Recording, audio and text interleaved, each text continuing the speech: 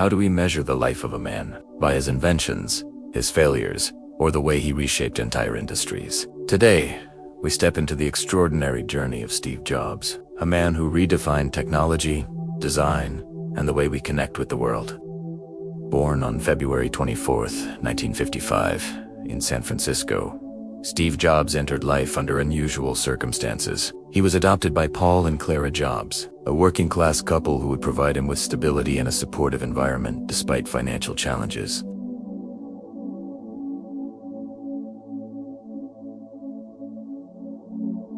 Growing up in Cupertino, California, Steve was surrounded by the early seeds of Silicon Valley. Garage tinkering and neighborhood engineers would inspire him to explore electronics, pulling apart radios and televisions to see how they worked.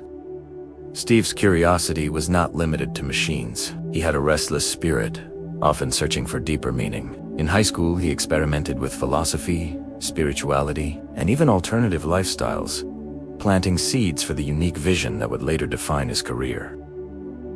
His life took a decisive turn when he met Steve Wozniak, a brilliant engineer with a love for building electronics. Their friendship blossomed into a powerful partnership, where Jobs provided the vision and marketing instincts, while Wozniak delivered technical brilliance. In 1976, in a modest garage, Apple Computer was born. Their first product, the Apple I, was built by hand and sold to local computer enthusiasts. Little did they know, this was the start of a revolution that would change the face of personal computing. With the release of the Apple II, Apple grew rapidly, capturing the imagination of both hobbyists and professionals. Steve, at just 25, became a multimillionaire. His ambitions fueled by the idea that computers should be tools of creativity, not just calculation. But success brought challenges. The Macintosh project, launched in 1984, promised a friendly user interface and groundbreaking design. Yet, internal conflicts and disappointing sales soon put Steve at odds with Apple's board of directors. In 1985, the unthinkable happened. Steve Jobs was forced out of the very company he had built. For many, it would have been the end. For Steve, it was the beginning of another chapter. He founded Next, a company dedicated to building powerful, design-focused computers for education and business. Though commercially limited, Next introduced innovations that would later fuel Apple's revival. At the same time, Steve purchased a small animation studio from George Lucas. That studio, renamed Pixar, would eventually produce Toy Story, the world's first full-length computer. Animated film reshaping the movie industry. While Net struggled to find its market, Pixar soared. Steve became a billionaire once again, proving that his instincts for innovation reached far beyond the world of computers. In 1997, fate brought Steve back to Apple. The company was on the verge of collapse, bleeding money and losing relevance. Apple acquired Next, and with it, Steve Jobs returned to the helm of the company he once founded. His comeback sparked one of the greatest turnarounds in corporate history. Steve slashed unproductive projects, revitalized the design culture, and introduced a new philosophy: simplicity, elegance, and user experience. Above all else, in 1998, the iMac was launched, a colorful, bold machine that made computers fun again. It was a symbol of Apple's rebirth and a sign of Steve's vision returning in full force. But Steve wasn't done. He believed the future of technology was not just about computers, but about creating an entire ecosystem of devices. This led to the birth of the iPod in 2001, revolutionizing how we listen to music.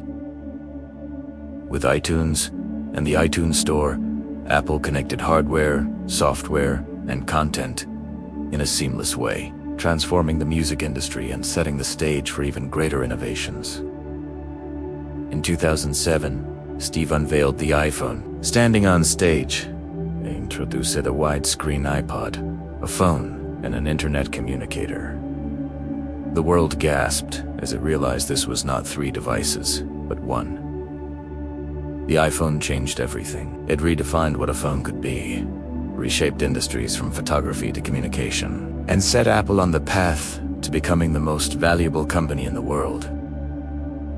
2 years later, the App Store expanded the iPhone into a global platform. Developers, entrepreneurs, and dreamers now had a way to reach millions, and Steve Jobs became the gatekeeper of a new digital economy. In 2010, the iPod arrived, blurring the line between laptop and smartphone. Once again, critics were skeptical, but consumers embraced it, further proving Steve's uncanny ability to see the future.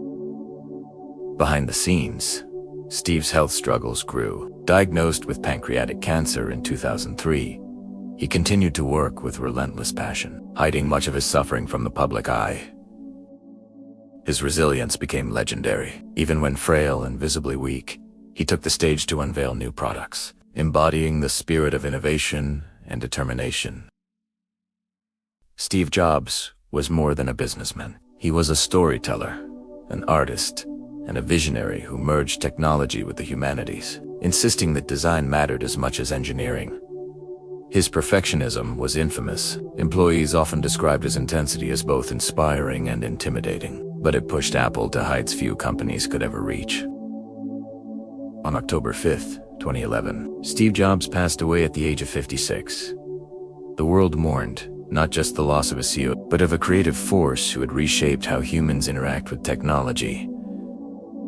Millions left flowers outside Apple stores worldwide. Tributes poured in from presidents, artists, and everyday people who had been touched by the devices he created. His influence endures in every sleek device, every intuitive interface, and every minimalist design that echoes his philosophy. Steve's fingerprints are everywhere in the digital age. As Steve himself once said, "Stay hungry, stay foolish." A simple phrase that became a rallying cry for dreamers and innovators around the world. Steve Jobs' journey reminds us that failure is not the end. Vision can shape the future, and passion can change the world. His story challenges us to dream bigger, create boldly, and leave behind a legacy worth remembering.